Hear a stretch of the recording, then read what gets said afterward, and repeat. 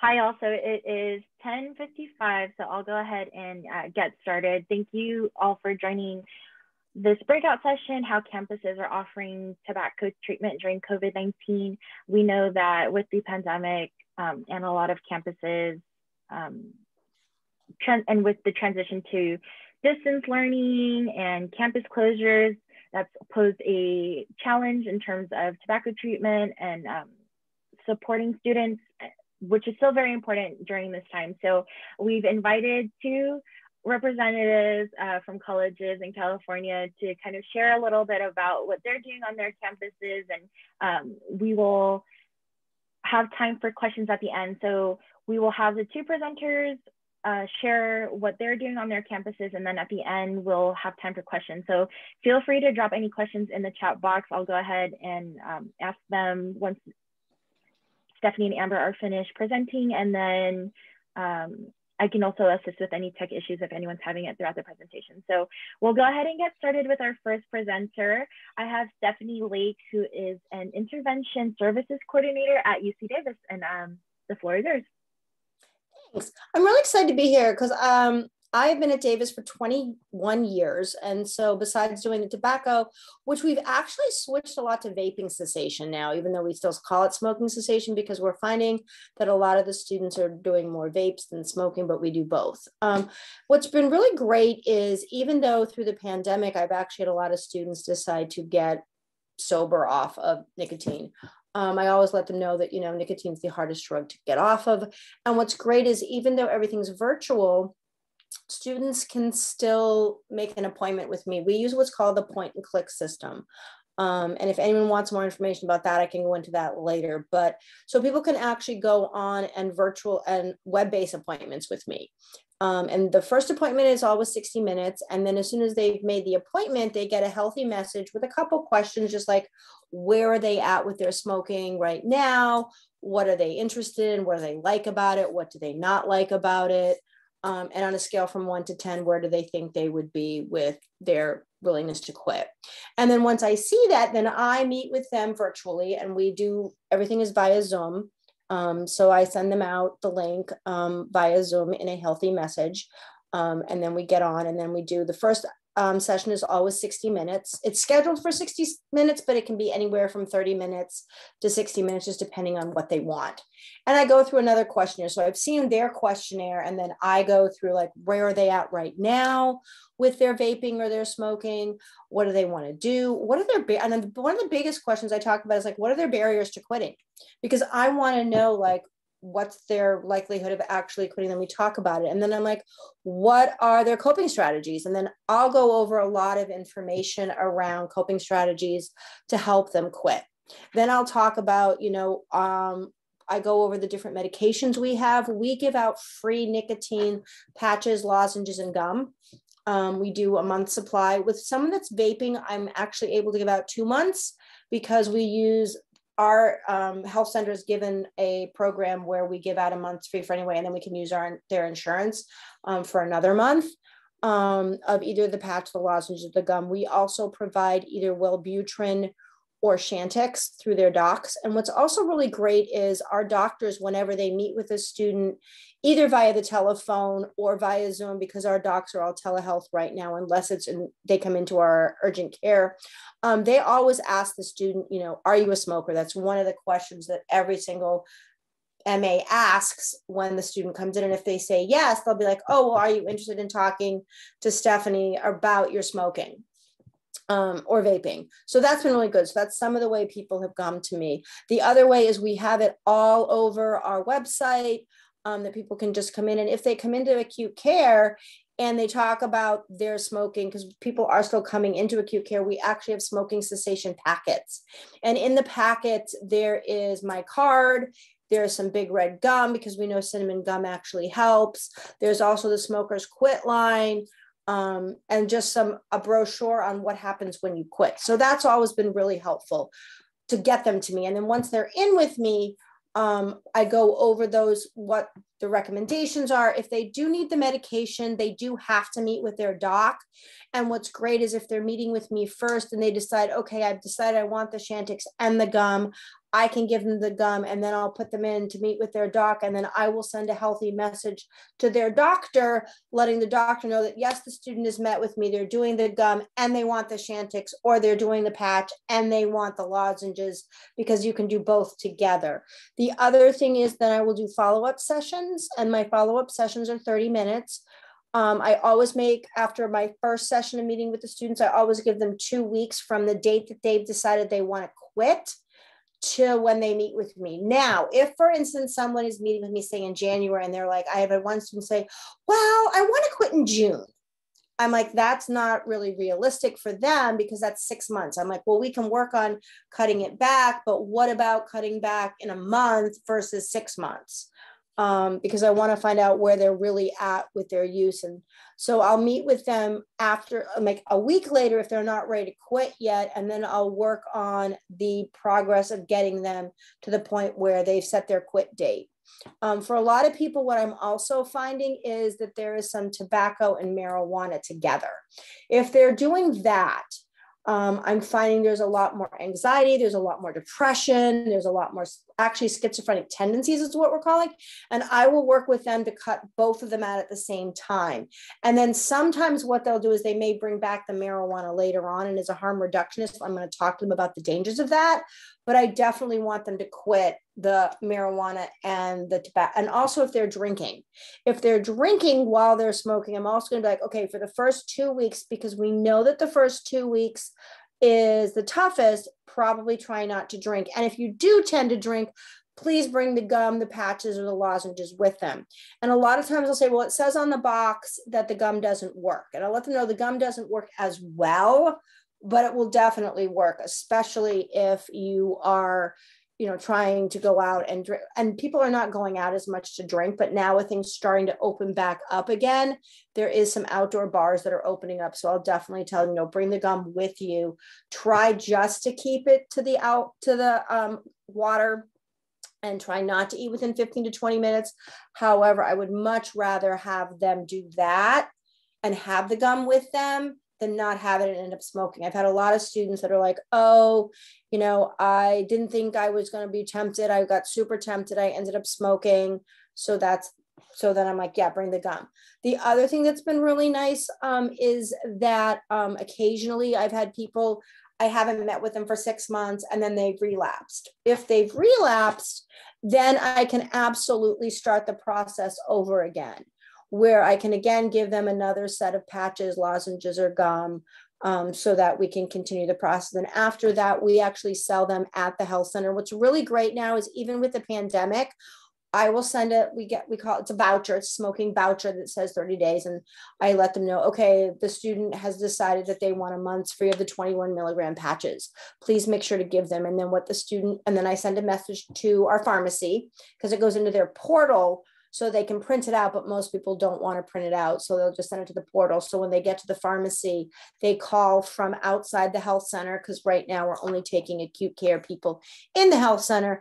And then someone from the pharmacy will see, oh, okay, John needs 21 milligram patches. They'll bring out the patches to John and then give it to him. Same thing with the gum and the lozenges. They'll ask John, like, okay, for gum, we've got mint and cinnamon and regular, which one would you like? And then John will let them know which one he wants, and then we'll bring it out to them.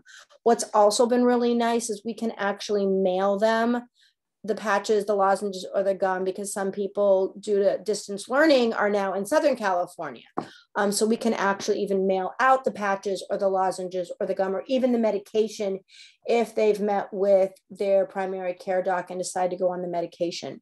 And then they can meet with me. Like I said, I have an ongoing session. I don't have a session limit. I can meet with them as long as they need to. The other nice thing is sometimes I get students from like the counseling center, where they're meeting with a counselor for their depression, anxiety, and they're like, oh, I'm really wanting to work on my smoking as well.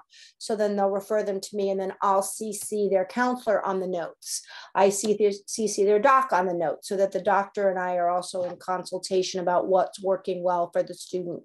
The other way students have come to me is we have a lot of billboards throughout Davis. We did a couple of years ago, we put some stuff on the buses, and and that's might be something to think about with distance learning. You know, they're still riding the buses. So I've had people contact me that way. They can call me and schedule an appointment. They can email me and schedule an appointment. But the best way is, like I said, because the point and click system is, they can actually just go online, and anytime I am free, they can make it. They can make that appointment. I'm really, really fortunate. We also have had the X program, which is another program that students can do. There's only a few licenses, so I didn't want to spend a lot of time talking about it. And that's another free program that they can use. The other nice thing is even after they've been meeting with me, our pharmacy actually prorates the patches, the lozenges, and the gum, so they can just come in and buy it. They don't even have to meet with me. But because we really value the fact that we can give it for free, I always try to meet with the students first. Plus, it just sometimes helps because they may not know, like, oh, you know, they think, oh, I'll just start with a 21 milligram patch. Well, not necessarily. One of the big things that I found, especially with people vaping nowadays, is I'm actually 99% of the times when someone's vaping, I'm starting them either with 21 milligram patches or 221 milligram patches, because with smoking, you put about 3 milligrams of nicotine in your body. With a vape, you're putting anywhere from 40 to 50 milligrams. So there's a lot more. The other thing that I'm finding when people are coming off of the vaping is it takes a lot longer for them to come off of it. So I'm definitely keeping them on the patches, the lozenges, the gum a little longer. And what I hear from a lot of clients is like, oh my God, but I'm so afraid I'm going to become addicted to either the patch, the lozenges, or the gum. And I'm like, it's nicotine, but not all the other chemicals that you're putting in your body. So I talk to them a lot about, you know, how we'll wean them off and what's the appropriate way to wean them off. I also make sure to talk a lot about what can they do to replace the time that they're going to be doing their vaping. So for instance, some people are like, oh, well, I really like to play the guitar. I'm like, great, this is a great time. You know, those cravings last about 5 to 10 minutes. For those 5 to 10 minutes, play the guitar for like 20 to 30, but don't set an alarm. I've had so many people like, oh, I'll just set an alarm and then I'll stop. No, if you set the alarm, you're actually going to be craving it more because your brain is still thinking about it. The whole point is to get it out of the way you're thinking about it. The other thing I talk a lot about is routines and changing that routine. So for a lot of people, they vape the first thing in the morning. I'm like, okay, instead of vaping, go take a shower. Go have some tea. I also talk about a lot of people do coffee with cigarettes or coffee with vaping. I'm like, okay, flip it from coffee for 2 weeks to maybe having tea or maybe having water, or, you know, a lot of people vape as they're walking to classes. Okay, chew a regular piece of gum instead of a Nicorette gum if you want, because regular gum also just helps. So I give them all sorts of tools for them to consider what they're going to do. I will also send them out via email some stress relieving techniques, because normally if I'm meeting with them in person, I'm going to give them a packet of some information. So what I can do is I've scanned some things and we can send it out via email, or I can just mail things out to them as well. If they don't want it scanned, I can mail them some information as well. So I just do one-on-one. We have found with the age group that I work with, we have had probably 6 different types of group settings and they don't show up. So for me, I only do one-on-one sessions. I do not do group sessions. Maybe for an older population, it's worked. We've probably had about 6 different groups. Like I said, I've been there 21 years and no one ever shows up. So, and what's great is we've also done other things to incentivize them to quit. Because we give, if they decide to continue to quit, I can sometimes even give them 3 months of the nicotine replacement. And I think I'm going to stop right there and let Amber go, because that's a little, and if people have specific questions, if people want the survey, I can show them the information. I can get my point and click up, but it's really basic, just information that we send out. So I will let Amber take it away. Thanks, Stephanie. So next we have Amber Lancaster, who is a health educator at Santiago Canyon College, and I will hand it off to her. Thank you. Okay, let me share my screen here. 1 second. That was a lot of awesome information. Thank you, Stephanie, for sharing.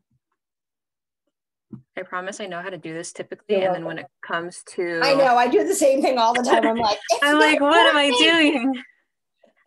Okay, share. Full screen. Cool, we can all see that, right? Yes, okay, I'm seeing nods, perfect. Okay, so yeah, my name is Amber Lancaster. I am the health educator and tobacco cessation specialist at Santiago Canyon College. I'm a recent graduate from a master's in public health program, and my emphasis for my program was in education promotion.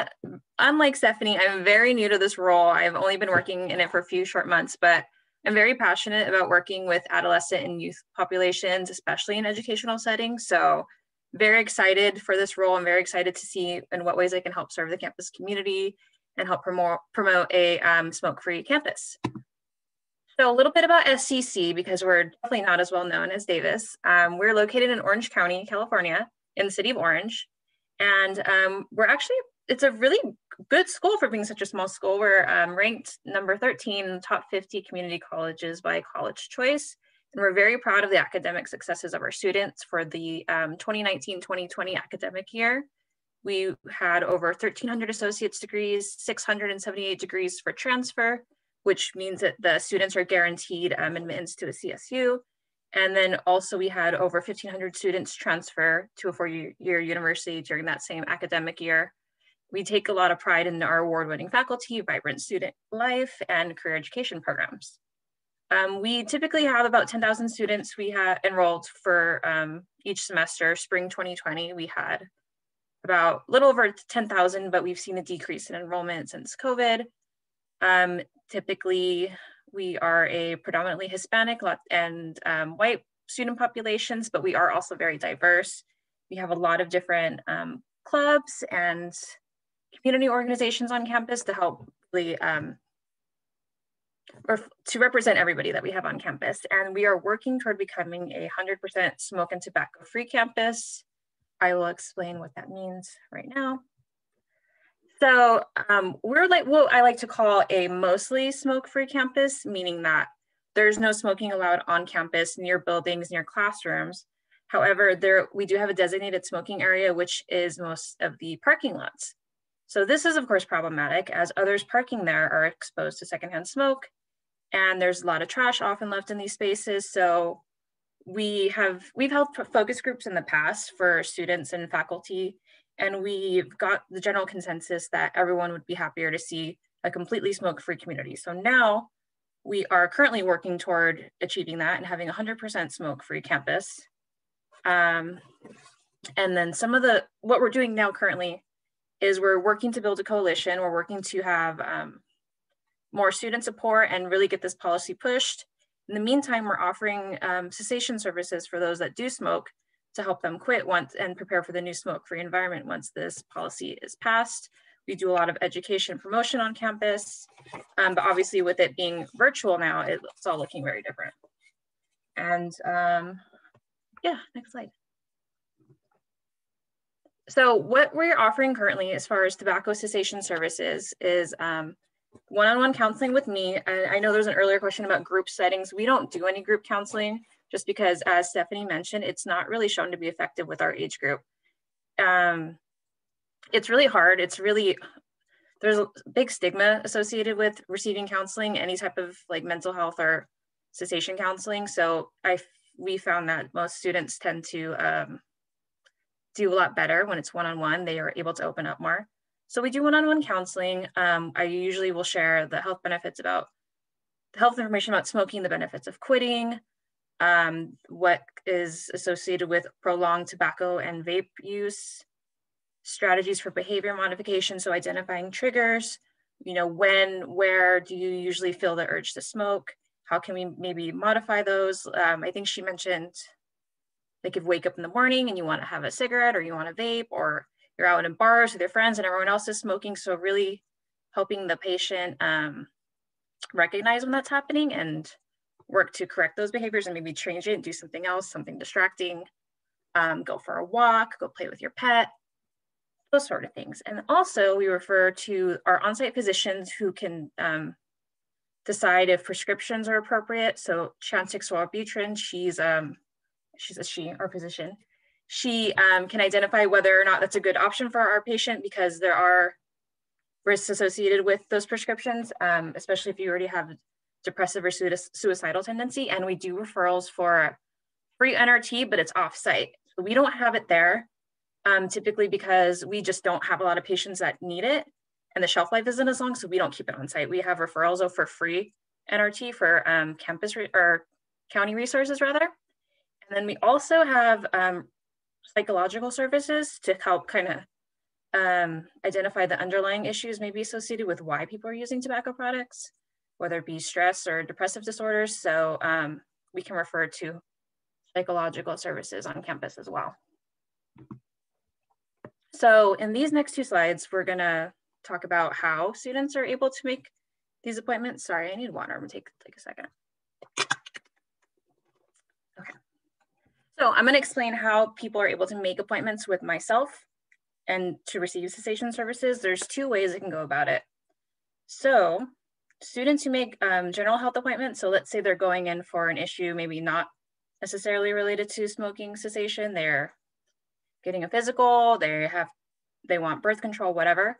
When they go in, they're asked about their medical history, and there's a form on there where they can indicate their tobacco use, and then from there, the physician will inquire further about their tobacco use, how often it's used, the method of whether they're using tobacco or e-cigarette products, and what their current willingness is to quit.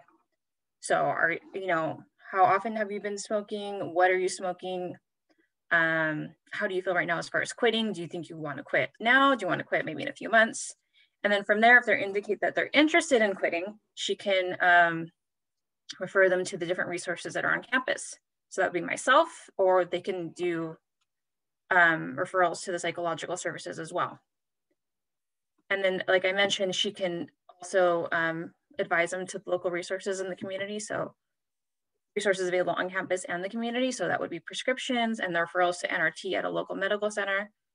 I believe for the NRT though, what they require is that they attend some of their cessation counseling services. It's a hospital. If they attend, I think at least like 2 or 3, they can get ongoing free NRT. And then if they can make an appointment directly with myself, they can do telehealth right now, which is the only option. I did some in-person counseling sessions before COVID, but obviously now we're not doing anything in person. And then when I sit down with the patient, what we do is we discuss quit strategies. So like I mentioned, we identify possible triggers. What is it that is possibly stressing you out and making you want to, engage in tobacco products? And then we can have behavior modification strategies, setting a quit day, finding support system, everything that's important to help you quit. And it's customized. I will sit down with patients and we'll talk about, why is it important for you to quit? What do you hope to get out of quitting? Why? What goals do you have specifically? And then from there, if they're interested in the NRT or the medication, like I mentioned, I can refer them back to the physician or to psychological services. And then, like I said, the physician will go ahead and take it from there and do her referrals. So some of the challenges that we have faced during COVID, I think, are some of the same challenges that everyone's facing right now. Is the lack of the in-person engagement is making it a lot harder to engage with students. We have all these great resources, but no one's really taking advantage of them as much as we would like to see. So it's hard. It's hard to reach the students. And then I'm seeing a low response rate when trying to reach out and make connections to some of our on-campus student leaders, club leaders, student government. Because everything's remote, I'm feeling like people are just getting inundated with emails, with all kinds of stuff, and it's really easy to just kind of ignore it. So yeah, I'm having a hard time reaching people. And then also we're seeing we're seeing something called Zoom fatigue. I read a Business Insider article about it recently, and it's talking about how people are just really kind of getting burned out with Zoom. but it's really the only way we're able to have these type of meetings, unfortunately. But you figure these students, especially, they have class all day on Zoom. They have club meetings on Zoom. They have this, and that on Zoom. And I know for myself personally, when I was finishing my last semester of my grad program, I had my classes on Zoom, and it was a lot harder to pay attention. It's, you know, I have all these things going on. I have dogs, I have my phone. It's just harder to stay engaged. So, you know, making the cessation counseling one more Zoom meeting, it makes students really not want to do it. Whereas, you know, if it's in person, or if we're doing like a tabling event on campus and I'm in your face talking to you, it's a lot easier to have that kind of conversation. So, you know, Zoom is definitely, it's helpful in some ways, but it's also very challenging in some ways as well. But we have had some success as far as campus engagement. Meeting with student government inter-council groups have been really helpful. I recently attended student government executive board member meeting, and I was able to kind of share what we're doing on campus and make those connections with these different campus leaders. And these people are the ones that are really going to help be champions for our program and our policy and what we're trying to do, because they're students, you know? So, I mean, I feel like the peers are going to connect with each other much better, and then just me coming in and giving health information. We've been utilizing social media a lot. We post tobacco related information or vape information like twice a month, try to make it relevant to what's going on. It's currently National Heart Month for the month of February. So I made a post related to that and how smoking can affect cardiovascular health, and try to keep it relevant, try to keep it fun. Upcoming, we want to try to do more in-class presentations. The semester just started, so maybe trying to get into some of these relevant majors like nursing, biology, seeing if we can get in like the first 5 minutes, just sharing what we can, the services that we offer. And then we're also trying to reinstate a campus club. It's called WTF, we're tobacco free. And trying to get more student engagement and really trying to get this coalition going and try to see how we can help promote a smoke-free environment. And that's all I have. I will check the chat for questions, but thank you everyone for your time. I forgot two things to say. So before we go into questions, one is we are a smoke and tobacco free campus. We have been smoke and tobacco free since 2014. No, sorry, 2017, not 2014. And also we have a great website. It's called Breathe Free. And I'm actually gonna try to share my screen because like she said, it's okay. Yay, I'm gonna share it. Here we go. All right, whoops, you can't see it. So this is what's really great about our new, this is just about vaping. I just clicked on it because this is our tobacco project and we have a whole bunch of things about vaping. And then there's a brand new video we've done and they've got the Smokers Quit line. And then this is another way people can come to me is through this great website here. So I forgot to talk about that too. I am also a tobacco cessation specialist. I was actually trained at the Mayo Clinic.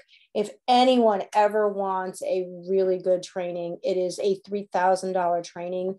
It's a week long. I highly recommend it. It's the best training I've ever been through for smoking cessation. They have the latest updated information. I joke that like when I've been doing this, like I said, forever. And when I took it, I was kind of like, oh, I got this. I got like a 74. I'm like, okay. By the end, I had got a 95. So it's a week-long training. You get this huge book. It's just super, super helpful. So if anyone is ever interested in doing it more, because I do also the counseling as well. And we are lucky that we do have everything on site.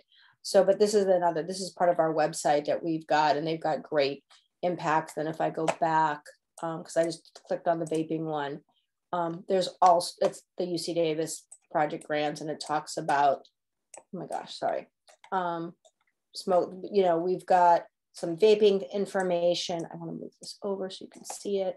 Vaping, it's not what you think, and things like that. And then there are some things with because we are connected to UC Davis Health. So they do things, they do have classes, but that's not with us. That's actually with the Med Center. So I just wanted to bring that up as well. So I'm going to stop sharing now. And now we will take any questions. Yeah, so there's a question in the chat for colleges who may have one person working with the Wellness Center. With limited time and resources, what are 2 to 3 must-haves that you both would recommend for campuses who have limited resources?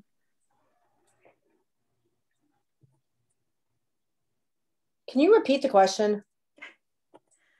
Sorry. So for colleges who may have one person working the Wellness Center with limited time and resources, what would you say are 2 to 3 must-haves? Okay. Well, it's kind of, I'm trying to figure out like is the question like during a pandemic or not during a pandemic? Because I would say for during a pandemic, I would say definitely have at least somebody who could like answer questions about it. I would definitely say have the resource of the Smokers Quit line, because that is amazing and it's free and they give all sorts of information. So have that number like plastered everywhere, even maybe on a phone message. The other thing I would say is if you yourself can't do the smoking cessation, making sure that, you can, American Lung Association, the Quit line, just a quit pack for like I said, that's one of the best things that we've done was a smoker's quit kit that had information that we got from the American Lung Association that was free about quitting. We had the smoker's quit line in there and my card that is the smoking cessation specialist. So if you can't do it, just be able to get, and free Big Red. We give out Big Red because cinnamon gum helps with cravings. So having a quit kit is really helpful as well. Andrea, I believe CYAN provides quit kits as well, right? Yeah. Okay. Yeah, so I will drop some information about how to request quit kits. Just to reiterate, CYAN does offer free quit kits for colleges and universities and with tobacco control partners who work with colleges and universities. So it's free of cost. We'll go ahead and ship it to you even during the pandemic and while we're working from home. We do occasionally go into the office so we can send in those quit kits and also provide some recommendations on how to get that out during virtual and distance learning. So I'll drop my email in the chat box and feel free to email me if you want more information about quit kits.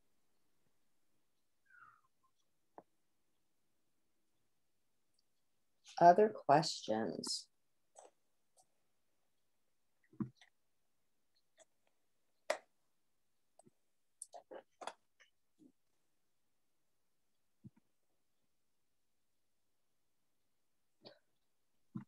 The other thing I would just say is one of the things that I found is I will healthy message students sometimes, like if they no show or if they cancel, because a lot of times they're just not ready. And it's kind of like, I'll give them a healthy message. And then if they don't follow up, I just let them follow up when they're ready, because it could be like, I've had a bunch of people like, on the moment I was ready, but now I'm not ready because of the Zoom fatigue or just because of life.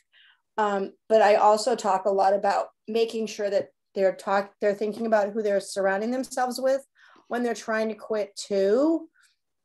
So that's an important thing too, is to make sure that, they're thinking about who they're around and if they are going to be around a lot of people that are vaping. Because I had one person that quit, but she was doing hookah with her brother every night.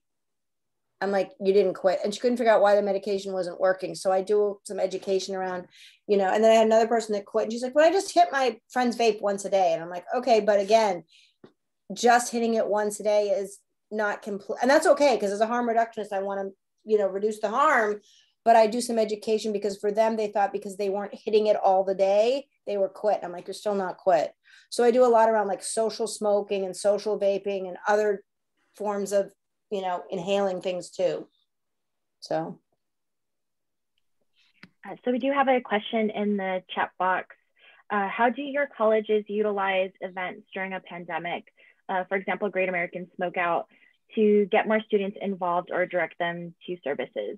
So I can kind of speak from a CYN perspective, but if, and this could be for anyone on the call, this can be an open discussion about how your campuses have been utilizing events to still promote cessation services and to get students to quit.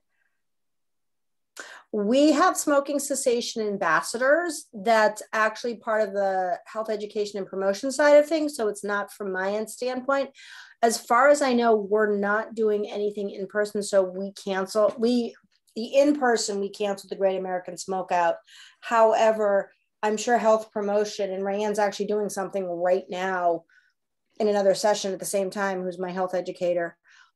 That's their neck of the woods, so I don't want to speak to that, but I'm sure they do other things. So you might know Amber as the health educator, but as far as I know, we canceled the Great American Smokeout.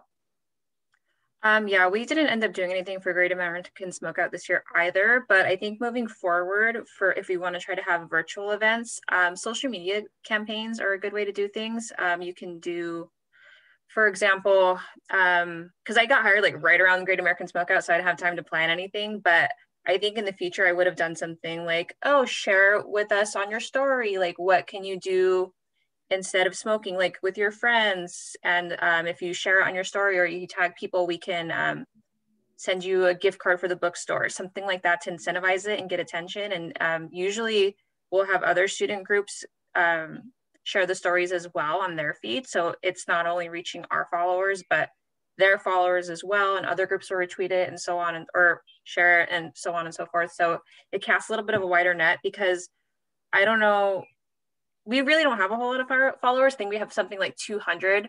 So when you're able to use these other group accounts as well, you're hopefully reaching more people potentially. So that's one way to do that, aside from like a virtual Zoom event, because those don't tend to get a whole lot of attendance sometimes unless there's incentives. Yeah, and so CRAN actually supports Great American Smokeout events, and one challenge that we had was also trying to find things for people to do while people are doing distance learning, especially with Zoom fatigue. You know, asking students to hop on Zoom for another hour on top of classes throughout the week is a really big ask. So to Amber's point, utilizing social media, we actually created an event toolkit, which I will put the link in the chat box. And the event toolkit actually includes messaging for social media, different events that you can do with students throughout the pandemic. And we kind of divided it into different topics, so education, policy advocacy, and tobacco treatment. And one thing that we do at CRAN is we partner with youth and young adults throughout the state to learn more about what messages would work in terms of encouraging and supporting quit attempts. We've heard from people, and these are ideas, we're still figuring out how to kind of navigate having events like this without asking too much from students who are just zoomed out.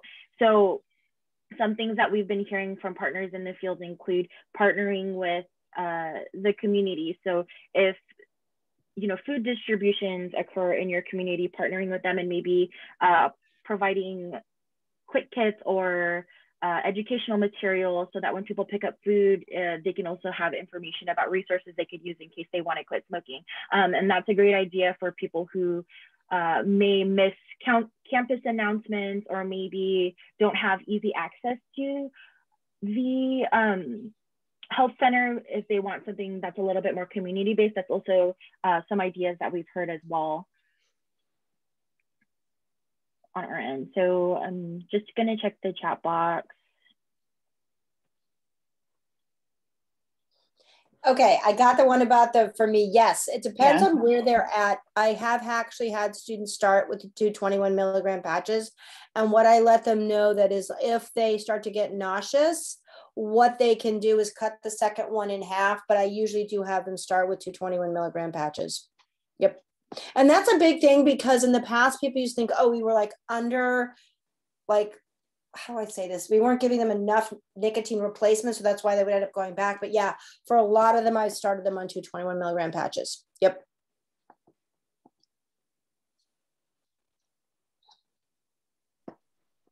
Any other questions? I saw one. I missed the other one about I work with a county and we partner with college campuses. One of the campuses my team and I are working with recently implemented a 100% tobacco and smoke-free campus, but with the pandemic, we tried reaching out to the campus again for continued support, but we have not touching base with them. So a couple things that I think of is, you know, I know one of the things, you know, if people aren't on campus, they might be thinking, oh, what's the point? Nobody's here. So it might, and I don't know if you're doing a grant or what this is, you know, it might be that you wait until things start opening back up again. I know with Davis, we're talking about coming back in fall, but we're also talking about possibly bringing some things back starting next quarter. So it might be one of those things where I hate to say it, but you just have to wait until things open up a little bit more, because it might be like, I don't have time to talk about this. I mean, but the fact they're not even responding, I was going to say something. I'm pushy. I was going to use a different word. I'm pushy. So I email, I text, I Vox, I do whatever I can do. I phone call. So I would just kind of keep going. The other thing I've also done is just been like, look, this is real. If it's a grant type thing, I'll be like, I know you might be super busy, but can you just respond that you can't do anything? And sometimes if I just keep doing it over and over again, they'll finally be like, yeah, we're not doing anything right now. I'm like, great, that's all I needed to know. So I just kind of I'm a little, it's my I'm from the East Coast. So there's that East Coaster me that just, I'm just pushy. I was going to say bitchy, but yeah, I was going to say, just be persistent. I mean, yeah. I know with my email, I get a bunch of emails from people I don't know all day long, and I don't have time to read all of them sometimes, and I feel bad because I feel like, oh, most of these are just like, don't apply to me anyway. So it's really easy for stuff to get lost in email. Just be consistent. If you have phone numbers, try calling. Yeah. And then if not, maybe see if you know somebody that you work with that maybe has a little bit of a better relationship with these people. Like the people that weren't responding to me, I had my boss email them, and she's very pushy. So she would just CC me in the emails. I'm like, oh, and by the way, Amber had a question about this, this, and that. And that's usually helped me get a lot of responses, or like do introductions in my case, because I'm trying to email certain people from like Veteran Affairs, for example, and they're not responding to me, but they'll respond to her, and then they'll respond to me when she includes me in the email. So yeah, just keep trying. They shouldn't be just not responding. That's odd. Mm-hmm. Yeah, and to add to that, I would say if you have any groups that you worked with, you know, with the adoption and implementation of the policy. So if you had any student groups or any other key stakeholders on the campus, really leverage those connections. And, you know, there's a lot of power with people, so numbers of people. So if you have anyone that you worked with who was directly on the campus, you know, sometimes you're more likely to listen to people who are actually directly tied to the campus. So that could also be something worth looking into, you know, really leveraging those connections and networks with the people that helped implement that policy. And we have time, I believe this breakout ends at 11:40. So we have time for one more question if anyone has any. Stephanie, Amber, can you put your emails in the chat box in case anyone would like to email you all after the breakout, just in case. And like I mentioned, we'll have the slides and the recording for anyone who's interested in kind of looking back. If you know, if there's anything you missed, you can listen to the recording or look at Amber's slides. So if anyone has any questions, feel free to drop it in the chat box, or you can unmute yourself as well. We have a little bit of time before we return to the general session.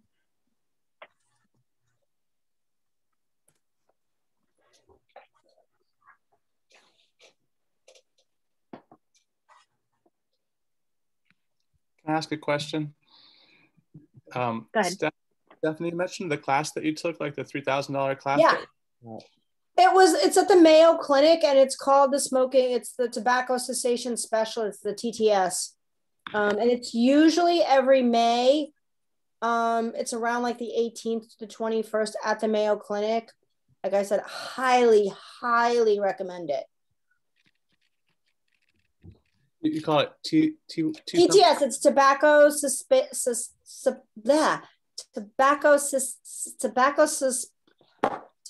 support specialist.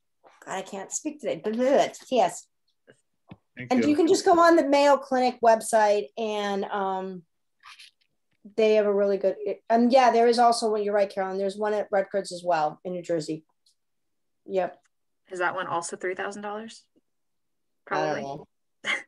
I mean, it's $3,000 because it's like, it's $1,000 for the week-long seminar, and then it's like $1,000 for, so depending on where you are, like it was $1,000 for me to fly, and then $1,000 for, it was $1,000 for everything. But like if you know someone near the Mayo Clinic and you can stay with them, or you know, it's less. Okay. Well, it was just really, and then you actually, for 2 years, I actually would go back every 2 years to get my continuing education units. And then finally, I just decided I have the information. So I haven't gone in the last 2 years, but it's highly, I learned a ton from it. So that sounds awesome. Yeah. Okay, well, thank you, Amber and Stephanie, for sharing all of the work that you are doing for the students in your community and on campus. So just a reminder for everyone, we are having a closing session. So you'll have a 5-minute break and then you can go into the general session room. If you are looking for CEUs, we will have the evaluation link. So really important to go to the general session so you can get that link. And then we will also have some questions to kind of help brainstorm and create an action plan during COVID and working with students in tobacco treatment. So you all have the agenda, but I'll go ahead and put the Zoom link in the chat box in case you don't want to have to go back to your account. And then I will see you all in the general session. Thanks for joining this breakout. Thank you, everyone. Bye. Bye.